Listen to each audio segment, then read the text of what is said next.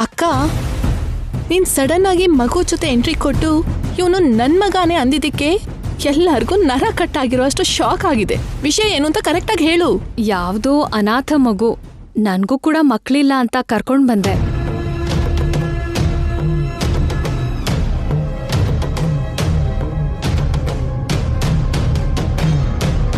ನಾನೇ ಅವನ್ನ ಬೆಳೆಸ್ತೀನಿ, ಇವನಿಗೆ ತಾಯಿ ಆಗ್ತೀನಿ. ಪ್ರಿಂಟ್ ಮೀಡಿಯಾ, ಎಲೆಕ್ಟ್ರಾನಿಕ್ ಮೀಡಿಯಾನ ಕರ್ಸಿ. ನನ್ ದೊಡ್ಡ ಸೊಸೆ ಒಂದ್ ಅನಾಥ ಮಗುನ ದತ್ತು ತಗೊಂಡಿದ್ದಾಳೆ ಅಂತ ಇಡೀ ರಾಜ್ಯಕ್ಕೆ ಗೊತ್ತಾಗೋ ಹಾಗೆ ಹೇಳಿ.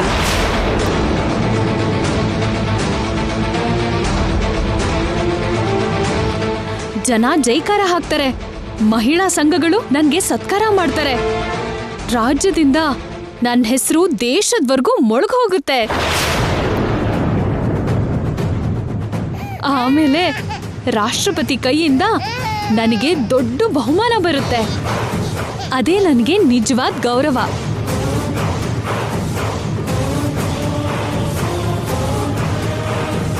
ನಿನ್ನಲ್ಲಿ ಮಾನವೀಯತೆ, ಮಾತೃತ್ವ ಉಕ್ಕಿ ಹರಿತಿದೆ ಅಕ್ಕ. ನೀನು ತುಂಬಾ ತುಂಬಾ ಗ್ರೇಟ್ ಅಕ್ಕ. ಇನ್ನು ಹೋಗ್ಲಿ. ತುಂಬಾ ಎತ್ತರಕ್ಕೆ ಬೆಳೆದ್ಬಿಟ್ಟಿದ್ಯಾ. ಮಹಿಳಾ ಲೋಕ ನಿನ್ನನ್ನ ಆದರ್ಶವಾಗಿಟ್ಕೋತಾರೆ. ನಿನಗೆ ಖಂಡಿತವಾಗಿ ಮಹಿಳಾ ಶಿರೋಮಣಿ ಅನ್ನೋ ಬಿರುದು ಬರುತ್ತೆ. ಇದನ್ನೆಲ್ಲ ನೋಡ್ತಾ ಇದ್ರೆ ನನಗೆ ಯಾಕೋ ಯಾವುದೋ ಅಪಾಯ ನಮ್ಮನ್ನು ಹುಡ್ಕೊಂಡು ಬರ್ತಿದೆ ಅಂತ ಅನಿಸ್ತಿದೆ. ನಂಗೂ ಹಾಗೆ ಅನ್ನಿಸ್ತಿದೆ. ಅಷ್ಟಕ್ಕೂ ಈ ಮಗುನ್ ಎಲ್ಲಿಂದ ತಗೊಂಡ್ ಬಂದೆ? ಅನಾಥ ಮಗು ಅಂತ ಹೇಳಿದ್ನಲ್ಲ. ಈ ಸಿಚುವೇಶನ್ ತಕ್ಕ ಹಾಗೆ ಒಂದು ಹಾಡು ನೆನ್ಪಿಗೆ ಬಂತು. ಹಾಡು ಅಂತೀಯಾ? ಹಾಡು. ನನ್ನು ಸೀರೆ ಜೋ ಜೋ ಜೋಲಾಲಿ, ಹೆತ್ತವಳ ಎದೆಯಲಿ ನೀನೇ ತಂಗಾಳಿ, ನೀನೇ ತಂಗಾಳಿ. ಥ್ಯಾಂಕ್ಸ್ ಅಣ್ಣ. ಸ್ವಲ್ಪ ಹೊತ್ತು ಎಲ್ರೂ ಸೈಲೆಂಟ್ ಆಗಿರ್ತೀರಾ?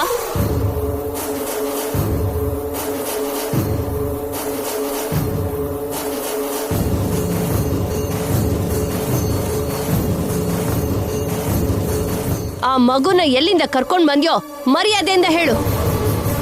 ಚಿಕ್ಕ ಮಕ್ಳ ಜೊತೆಲಿ ಆಟ ಆಡ್ಬೇಡ. ನಿಂಗ್ ಗೌರವ ಸಿಗೋದು ದೇವ್ರಿಗೆ ಬಿಟ್ಟಿದ್ದು. ಈ ಮಗು ಇನ್ನೊಂದು ಗಂಟೆ ನಮ್ಮ ಮನೇಲಿತ್ತು ಅಂದ್ರೆ ಪೊಲೀಸ್ ಅವ್ರು ಬರ್ತಾರೆ. ಏನೇನೋ ಮಾತಾಡ್ದೆ. ಈ ಮಗುನ ಎಲ್ಲಿಂದ ಕರ್ಕೊಂಡ್ ಬಂದೆ ಅಂತ ಹೇಳು. ವೇದವತಿಯವರೇ,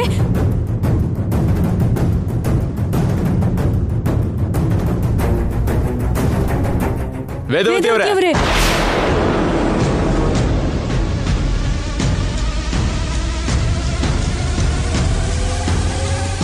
ಯಾರು ನೀವು? ಆ ಮಗು ತಂದೆ ತಾಯಿ.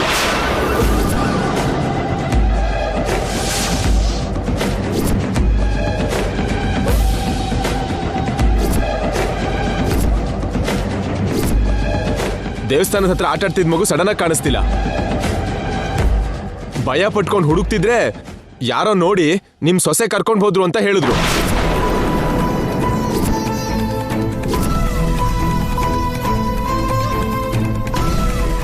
ಅದಕ್ಕೆ ಪೊಲೀಸ್ ಸ್ಟೇಷನ್ಗೆ ಹೋಗಿ ಕಂಪ್ಲೇಂಟ್ ಕೊಡ್ದೇನೆ ನೇರವಾಗಿ ನಿಮ್ಮನೆಗೆ ಬಂದಿದ್ದೀವಿ. ಇಲ್ಲಾಂದ್ರೆ ಕಂಪ್ಲೇಂಟ್ ಕೊಡ್ತಿದ್ವಿ. ಮಗುನ ಕೊಟ್ಬಿಡು. ನಾನ್ ಕೊಡಲ್ಲ, ನಾನೇ ಬೆಳೆಸ್ತೀನಿ. ನಿಮಗೆ ಅಷ್ಟೊಂದು ಮಗು ಮೇಲೆ ಆಸೆ ಇದ್ರೆ ಅನಾಥಾಶ್ರಮದಿಂದ ದತ್ತು ತಂದು ಸಾಕೊಳ್ಳಿ ಅಮ್ಮ. ನಮ್ಮ ಮಗುನ ಬೆಳೆಸ್ಕೋತೀನಿ ಅಂತಿರಲ್ಲ ಯಾಕೆ? ಹೇಳಿದ್ದು ನಿನಗೆ. ಕೊಟ್ಬಿಡು. ನನ್ ಮಗುನ ನನ್ ಕೈ ಕೊಡಲ್ಲ. ನಡೆದಿದ್ದಕ್ಕೆ ನಾವು ಕ್ಷಮೆ ಕೇಳ್ತಿದ್ದೀವಿ. ದಯವಿಟ್ಟು ತಪ್ಪಾಗಿ ತಿಳ್ಕೊಬೇಡಿ. ಹೀಗ ಅಂತಿದ್ದೀನಿ ಅಂತ ಏನು ಅನ್ಕೋಬೇಡಿ ಸರ್. ಮಕ್ಕಳನ್ನ ಹೀಗೆ ಕರ್ಕೊಂಡು ಬರೋದು ಕಾನೂನು ಪ್ರಕಾರ ಅಪರಾಧ. ಕಿಡ್ನಾಪ್ ಕೇಸ್ ಆಗುತ್ತೆ ಸರ್. ಬಾರೆ, ಬುದ್ಧಿ ಇದ್ಯಾ ನಿನ್ಗೆ? ಗೌರವ ಗೌರವ ಅಂತ ಎಂತ ಕೆಲ್ಸ ಮಾಡ್ತಿದ್ಯೋ, ಎಂತ ಅಪಾಯನ ಮನೆಗ್ ಕರ್ಕೊಂಡ್ ಬಂದಿದ್ಯೋ ಅರ್ಥ ಆಗ್ತಿದ್ಯಾ ನಿಂಗೆ? ಅನಾಥರನ್ನ ದತ್ತಕ್ಕೆ ತಗೊಳ್ಳೋದು ತಪ್ಪಲ್ಲಮ್ಮ. ನಿಮ್ಮಿಬ್ಬರಿಗೂ ಒಪ್ಪಿಗೆ ಇದ್ರೆ ಯಾವ್ದಾದ್ರೂ ಅನಾಥಾಶ್ರಮದಿಂದ ಅಡಾಪ್ಟ್ ಮಾಡ್ಕೋಬಹುದು. ಅದನ್ ಬಿಟ್ಟು ಇಂಥ ಕೆಲ್ಸಗಳು ಮಾಡಕ್ ಹೋಗ್ಬಾರ್ದು. ನಿಮ್ಮಿಬ್ಬರಿಗೂ ಮಗು ಹುಟ್ಟಿದ್ರೆ ಅದು ನಿಜವಾದ ಗೌರವ. ಅದರಿಂದ ನಮ್ಮ ವಂಶಕ್ಕೆ ಹೆಸರು ಬರುತ್ತೆ ಹೊರತು ಇದೇನ್ ಕೆಲ್ಸನಮ್ಮ? ಇಂಥ ಕೆಲ್ಸನ ಯಾವತ್ತೂ ಮಾಡಕ್ ಹೋಗ್ಬೇಡ. ಅರ್ಥ ಆಯ್ತಾ?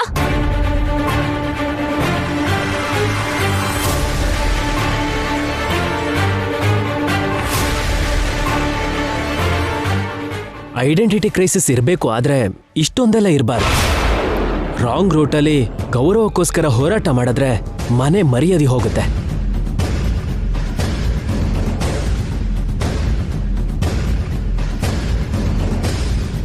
ಅಯ್ಯೋ ಅಕ್ಕ, ಎಂಥ ಕೆಲಸ ಮಾಡ್ದೆ. ನಿನ್ನ ನೋಡ್ತಿದ್ರೆ ನಂಗೆ ತುಂಬ ನೋವಾಗ್ತಿದೆ. ಸಿಸ್ಟರ್, ಈ ಮಕ್ಕಳ ಕಾನ್ಸೆಪ್ಟ್ ಅಲ್ದೇನೆ ನಿನಗೆ ಮತ್ತೊಂದು ಐಡಿಯಾ ಕೊಡ್ತೀನಿ.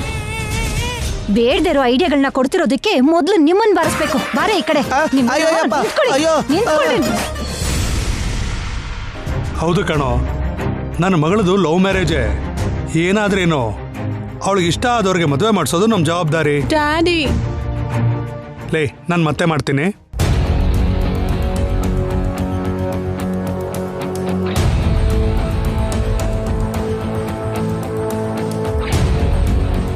ಮತ್ತೆ ಏನಾಯ್ತಮ್ಮ? ಏನೂ ಅರ್ಥ ಆಗ್ತಿಲ್ಲ. ಮನ್ಸು ಸ್ವಲ್ಪ ಹೊತ್ತು ಚೆನ್ನಾಗಿರುತ್ತೆ, ಸ್ವಲ್ಪ ಹೊತ್ತು ಡಿಸ್ಟರ್ಬ್ ಆಗಿರುತ್ತೆ.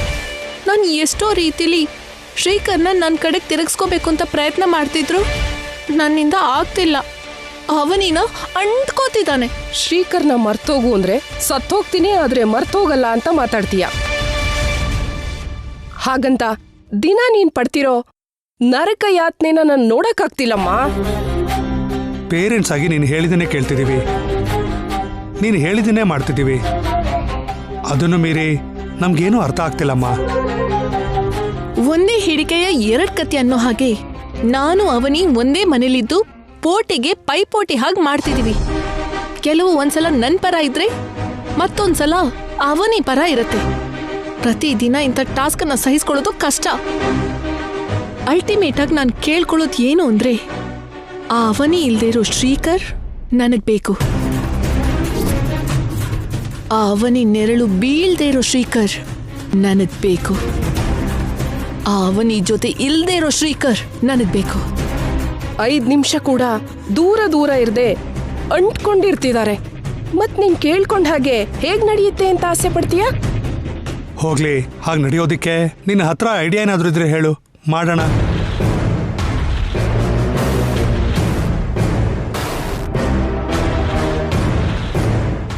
ಒಂದು ಯೋಚನೆ ಬಂದಿದೆ, ಅದನ್ನ ಹೇಳ್ತೀನಿ.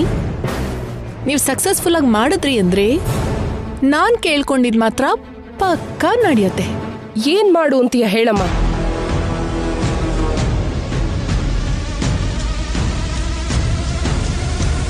ಹೇಗಿದೆ? ತುಂಬಾ ನೀಟಾಗಿದ್ಯಮ್ಮ. ಸಾಯಿಸೋದು ಹೆದರ್ಸೋದು ಇಲ್ದೇನೆ ಸಿಂಪಲ್ ಆಗಿದೆ. ಎಷ್ಟು ದಿನಕ್ಕೆ ಒಳ್ಳೆ ಸ್ಕೆಚ್ ಹಾಕಿದ್ಯಮ್ಮ. ಇದೊಂದು ಒಳ್ಳೆ ವ್ಯೂಹ. ಖಂಡಿತ ವ್ಯೂಹದಲ್ಲಿ ಶ್ರೀಕರ್ ಸಿಕ್ಕಾಕೋತಾನೆ, ಅದರಲ್ಲಿ ಅನುಮಾನನೇ ಇಲ್ಲ. ನೀನ್ ಹೇಳ್ದಾಗೇನೆ ನೀಟಾಗಿ ಹ್ಯಾಂಡಲ್ ಮಾಡ್ತೀವಿ. ಇನ್ನದನ್ನ ನಮಗ್ ಬಿಡು. ಇನ್ಯಾಕ್ ತಡ, ನಾನ್ ಹೊರಡ್ತೀನಿ. ನೀವು ಒಳ್ಳೆ ಟೈಮ್ ನೋಡ್ಕೊಂಡು ಬಂದ್ಬಿಡಿ. ಸರಿಮ್ಮ. Bye bye bye. Take care.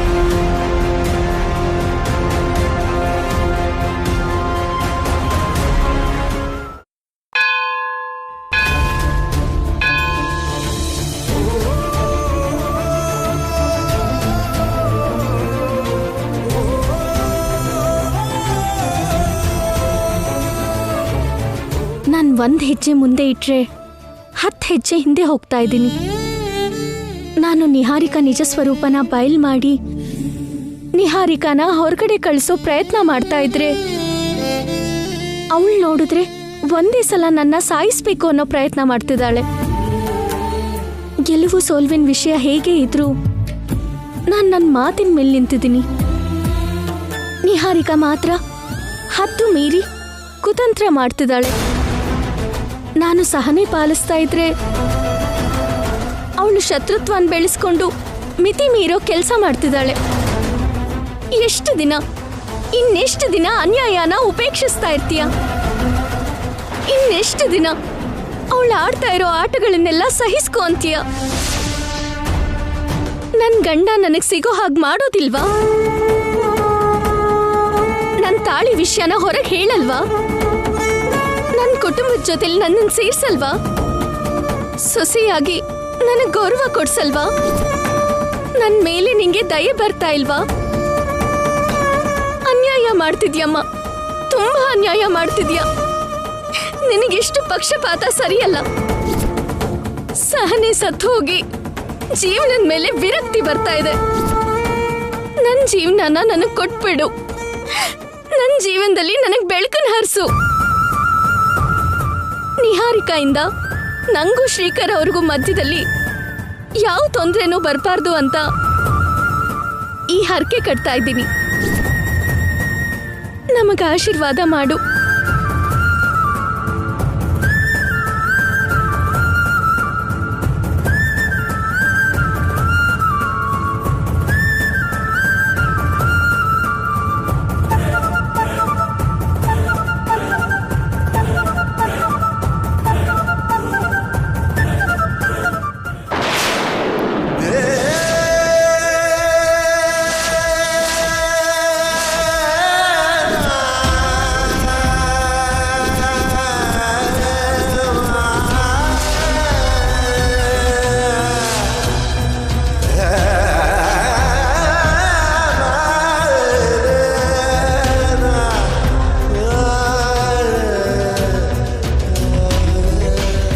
ಯಾವತ್ತೂ ಇಲ್ದೇ ಇರೋದು ಇವತ್ತ್ಯಾಕೆ ಹೀಗಾಯ್ತು?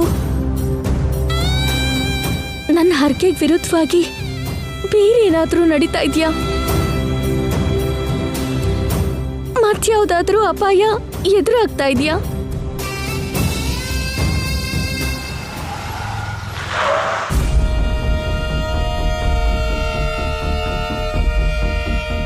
ವೇದವತಿಯವರೇ, ವೇದವತಿಯವರೇ,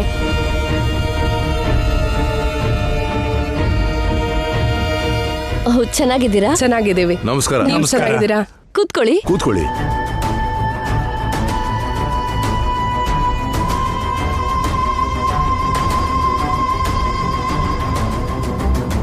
ಅಮ್ಮ ನಿಹಾರಿಕಾ, ಹಾ ಹೊರಗಡೆ ಬಮ್ಮ. ಬಂದೆ ಅತ್ತೆ ಅವರೇ. ಏನೋ ಹೇಳೋಕ್ ಬಂದಿದ್ದೀರಾ ಅನ್ಸುತ್ತೆ. ಹೌದು ಸರ್. ಹೇಳಿ. ಅಳಿಯಂದ್ರು, ಕುಟುಂಬ ಸದಸ್ಯರು ಎಲ್ಲರೂ ಬರಲಿ. ಎಲ್ರ ಮುಂದೆ ಹೇಳಬೇಕಾಗಿರೋ ವಿಷಯ ಇದು. ಏ ಶ್ರೀಕರ್, ಸ್ವಲ್ಪ ಬರ್ತೀಯ ಇಲ್ಲಿ?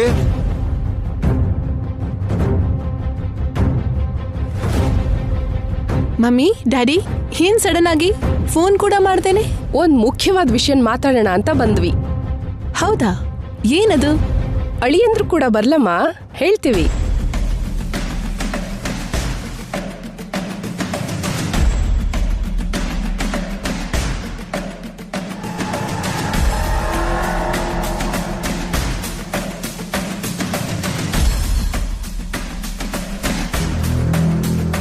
ಬಂದ್ ಕೂತ್ಕೊಳ್ಳಪ್ಪ. ಪರವಾಗಿಲ್ಲ, ಹೇಳಿ.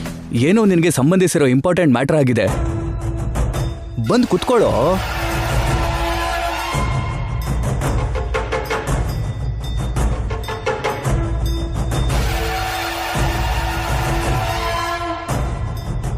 ನಮ್ ನಿಹಾರಿಕಾ ನಿಮ್ ಮನೆ ಪದ್ಧತಿಗಳಿಗೆ ಚೆನ್ನಾಗಿ ಹೊಂದ್ಕೊಂಡು ಹೋಗಿದ್ದಾಳೆ ಅಂತ ನೀವ್ ಹೇಳಿದ್ರಿ, ಹೌದಾ? ಹೌದು. ನಿಮ್ ಹಾಗೆ ನಮ್ಗೆ ಕೆಲವು ಪದ್ಧತಿಗಳು, ಸಂಪ್ರದಾಯಗಳು ಇದೆ. ಅದ್ರ ಬಗ್ಗೆ ನಿಮ್ ಮಗ ತಿಳ್ಕೋಬೇಕಾಗಿರೋ ಅಗತ್ಯ ಕೂಡ ಇದೆ. ಅದಕ್ಕೆ ಅದಕ್ಕೆ ಅಷ್ಟೊಂದು ಗ್ಯಾಪ್ ಕೊಡದೆ ಬೇಗ ಹೇಳಿ. ಯಾಕಷ್ಟು ಸಂಕೋಚ? ಹೇಳಿ. ನಮ್ಮ ಅಳಿಯಂದ್ರನ್ನ ಒಂದ್ 10 ದಿನ ನಮ್ಮ ಮನೆ ಕರ್ಕೊಂಡು ಹೋಗೋಣ ಅಂತ ಅನ್ಕೊಂಡಿದೀವಿ.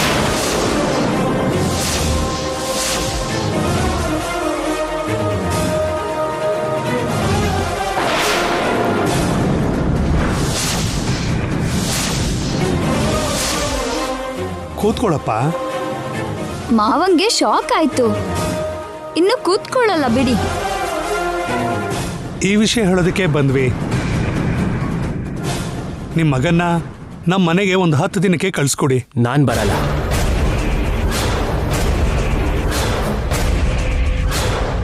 ಅದೇನಪ್ಪ ಹಾಗಂತೀಯಾ? ನಾನ್ ನಿಮ್ಮನೆಗೆ ಬಂದು ನಿಮ್ ಪದ್ಧತಿಗಳನ್ನ ಕಲಿಬೇಕಾಗಿರೋ ಅಗತ್ಯ ಇಲ್ಲ. ನಿಹಾರಿಕಾನ ಕಳಿಸಿ ಅಂತ ಹೇಳಿದಾಗ ನಾವಿಲ್ಲ ಅಂತ ಹೇಳಿಲ್ವಲ್ಲ. ಅದು ಬೇರೆ. ಅಂದ್ರೆ ಹೆಣ್ಣಿಗೊಂದ್ ರೂಲು, ನಿಮ್ಗೊಂದ್ ರೂಲಾ? ಅದಲ್ಲ ರೀ. ನೋಡಪ್ಪ, ನಿಮ್ ಮದುವೆಗೂ ಮುಂಚೆ ನಿಹಾರಿಕಾ ಕೈಯಲ್ಲಿ ನಾವು ಕೆಲವು ಪೂಜೆ ಮಾಡಿಸ್ಬೇಕು. ಆ ಪೂಜೆಲ್ ನೀವು ಖಚಿತವಾಗಿರ್ಬೇಕು. ಸದ್ಯದಲ್ಲೇ ನಮ್ಮ ಮನೇಲಿ ಒಂದು ಹಬ್ಬ ಇದೆ. ನಮ್ಮ ಮನೆಯವರೆಲ್ಲ ಸೇರಿ ತುಂಬಾ ಚೆನ್ನಾಗಿ ಸೆಲೆಬ್ರೇಟ್ ಮಾಡ್ತೀವಿ.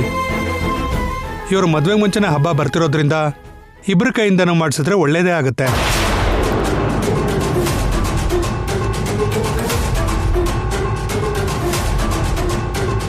ಓ, ಇವ್ರು ಹೊರಗಡೆ ಹೋಗಿದ್ರಾ? ಸೀನ್ ಒಳಗೆ ಇನ್ನೂ ಯಾಕೆ ಬರ್ಲಿಲ್ಲ ಅನ್ಕೊಂಡೆ. ಏನ್ ನಡೀತಾ ಇದೆ ಇಲ್ಲಿ? ನಿನಗೆ ಸಂಬಂಧ ಇಲ್ದೇ ಇರೋದು. ತಕತೈ ಅಂತ ಎಲ್ಲದಕ್ಕೂ ಎಂಟ್ರಿ ಕೊಡೋಕ್ ಬರ್ಬೇಡ. ಎಲ್ಲ ಕೇಳಿಸ್ಕೊಂಡೆ ತಾನೆ? ಗೊತ್ತಿಲ್ದಿರೋ ಹಾಗೆ ನಾಟಕ ಯಾಕೆ? ಶ್ರೀಕರ್ ಮಾವನ್ನ ಅವ್ರ ಮನೆಗೆ 10 ದಿನ ಕರ್ಕೊಂಡು ಹೋಗ್ತಾರಂತೆ. ಹಾಗೆ ಹೋಗ್ಬಾರ್ದು ಅಲ್ವಾ? ಆದ್ರೂ ನಿನಗೇನ್ ಸಂಬಂಧ? ಹೋಗಿ ನಿನ್ ಕೆಲ್ಸ ನೋಡ್ಕೊ. ಆಂಟಿ, ಮದುವೆಗೆ ಮುಂಚೆ ಇದೆಲ್ಲ ಕರೆಕ್ಟ್ ಅಲ್ಲ ಆಂಟಿ. ಒಂದು ಹೆಣ್ಣನ್ನ ಮದುವೆಗೂ ಮುಂಚೆ ಕರ್ಕೊಂಡು ಬರೋದು ಕರೆಕ್ಟಾ? ವೇದವತಿಯವರ ಕುಟುಂಬದ ಆಚಾರಗಳಿಗೂ ಬೇರೆ ಕುಟುಂಬದ ಆಚಾರಗಳಿಗೂ ತುಂಬಾ ವ್ಯತ್ಯಾಸ ಇರುತ್ತೆ. ಅದಕ್ಕೆ ಕಲ್ಸೋದಕ್ಕೆ ಕರ್ಕೊಂಡ್ ಬಂದ್ರು. ಅವರವರ ಆಚಾರಗಳು ಅವ್ರಿಗೆ ದೊಡ್ಡದು. ನೀವೆಷ್ಟೇ ಹೇಳಿದ್ರು ನಾನಂತೂ ಬರೋಕ್ಕಾಗಲ್ಲ. ನೀವೇನಂತೀರ ವೇದವತಿಯವರೇ? ಅತ್ತೆ, ನೀವು ಕರಿತಿದ್ದ ಹಾಗೇನೆ ಒಂದ್ ಮಾತು ಮಾತಾಡ್ದೆ ನಿಮ್ ಹಿಂದೆನೆ ಬಂದಿದ್ದೀನಿ. ಇವಾಗ ನನ್ನ ಪೇರೆಂಟ್ಸ್ ಇಷ್ಟೆಲ್ಲ ಕೇಳ್ಕೊತಿದ್ರೆ ಶ್ರೀಕರ್ ಅವರು ಬರಲ್ಲ ಅಂತಿದಾರಲ್ಲ, ಇದು ನ್ಯಾಯನಾ? ನನ್ನ ಪೇರೆಂಟ್ಸ್ ಎಷ್ಟು ಬೇಜಾರು ಮಾಡ್ಕೋತಾರೆ ಯೋಚನೆ ಮಾಡಿ. ಬರ್ತಾನಮ್ಮ.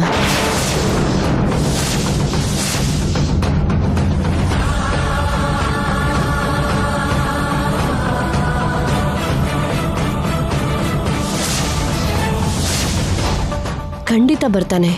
ಥ್ಯಾಂಕ್ಸ್ ಅತ್ತೆ. ಅಮ್ಮ, ಏನಿದು? ನನಗಿಷ್ಟ ಇಲ್ದಿರೋ ಜಾಗಕ್ಕೆ ಹೋಗು ಅಂತಿದ್ಯಲ್ಲ, ಯಾಕೆ? ಅದು ನಿಮ್ಮತ್ತೆ ಮನೆ. ಇಷ್ಟ ಇಲ್ದಿರೋ ಜಾಗ ಅಂತೀಯಲ್ಲ? ಸರಿಯಾಗಿ ಮಾತಾಡು. ಮನುಷ್ಯರು ಹರ್ಟ್ ಆಗೋ ಥರ ಮಾತಾಡಬೇಡ. ಇಲ್ಲಿವರೆಗೂ ಇವರು ನಾವು ಹೇಳ್ದಾಗೆ ಕೇಳಿದ್ದಾರೆ. ಅವರು ನಮ್ಮ ಆಸೆಗಳನ್ನು ತೀರ್ಸಿದ್ಮೇಲೆ ಅವರ ಆಸೆಗಳನ್ನು ನೆರವೇರಿಸೋ ಜವಾಬ್ದಾರಿ ಕೂಡ ನಮಗಿರುತ್ತೆ. ಇಲ್ಲ ಅನ್ನಕ್ಕಾಗಲ್ಲ. 10 ದಿನ ನಮ್ಮ ಮನೇಲಿದ್ರೆ ನಿಮ್ಮಿಬ್ಬರ ಮಧ್ಯ ಇನ್ನಷ್ಟು ಅಂಡರ್ಸ್ಟ್ಯಾಂಡಿಂಗ್ ಬರುತ್ತೆ ಅಲ್ವಾ? ಒಂದು 10 ದಿನ ಹೋಗಪ್ಪ ತಂದೆ, ನಾವು ಕೂಡ ಇಲ್ಲಿ ಪ್ರಶಾಂತವಾಗಿರ್ತೀವಿ. ಜೊತೆಗೆ ಅದೇನೋ ಕರ್ವಾ ಚೌತು ಅಂತ ಅವರು ಸಂಪ್ರದಾಯ ಅಂತಿದಾರಲ್ಲ, ಹೋಗ್ಬಾ. ಅವ್ರ ನೆಂಟ್ರಿಗೆಲ್ಲ ಪರಿಚಯ ಆಗ್ತೀಯಾ. ನಾಳೆ ಒಳ್ಳೆ ದಿನ, ಕಳ್ಸಿ ಅತ್ತೆ. ಗೌತಮಿಯವರೇ, ನೀವು ಆಸೆ ಪಟ್ಟ ಹಾಗೆ ನಾಳೆ ನನ್ನ ಮಗ, ನಿಮ್ಮ ಮಗಳು ನಿಮ್ಮನೆಗೆ ಬರ್ತಾರೆ.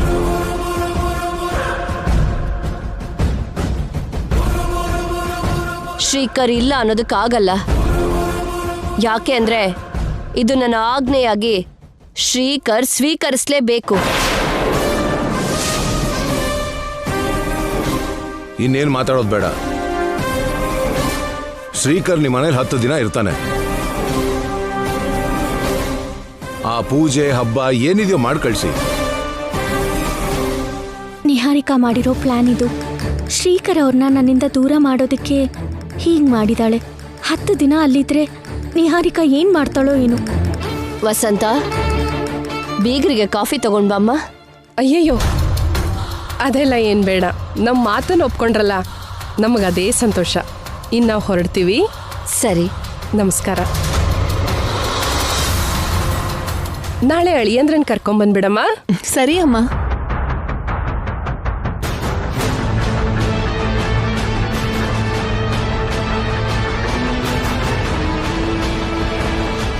ಶ್ರೀಕರ್ ಆ ಮನೆಗೆ ಹೋದ್ರೆ ಅವನಿಗೇನು ಪ್ರಾಬ್ಲಮ್? ಅವನಿ ಮುಖದಲ್ಲಿ ಯಾಕಿಷ್ಟು ನೋವು ಕಾಣಿಸ್ತಿದೆ? ಅವನು ಅವ್ರ ಅತ್ತೆ ಮನೆಗೆ ಹೋಗ್ತಾ ಇದ್ದಾನೆ. ಮಧ್ಯದಲ್ಲಿ ಅವನಿಗೇನ್ ಪ್ರಾಬ್ಲಮ್ ಇರುತ್ತೆ ಹೇಳು?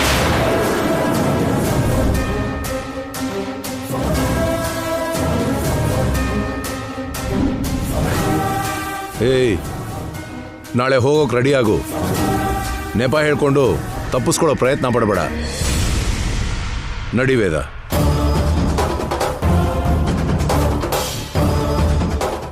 ನಾಳೆ ಅತ್ತೆ ಮನೆಗೆ ಅಳಿಯ ಆಗೋನ್ ಬರ್ತಿದ್ದಾನೆ.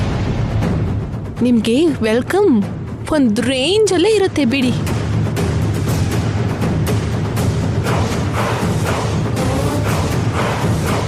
ಬೇಸಿಗೆ ಕಾಲದ ಕಪ್ಪೆ ಹಾಗೆ ಅವನ ಮುಖ ಹೇಗಾಯ್ತು ಅಂತ ನೋಡು. ಇದೆಲ್ಲ ನಿನ್ ಪ್ಲಾನೇ ತಾನೆ? ಎಸ್ ಅಕ್ಕ. 10 ದಿನ ಶ್ರೀಕರ್ಗೆ ದೂರವಾಗಿದ್ರಿ ಆ ಅವನಿಲಿ ವಿಲ ವಿಲ ಅಂತ ಒತ್ತಾಡ್ತಾಳೆ.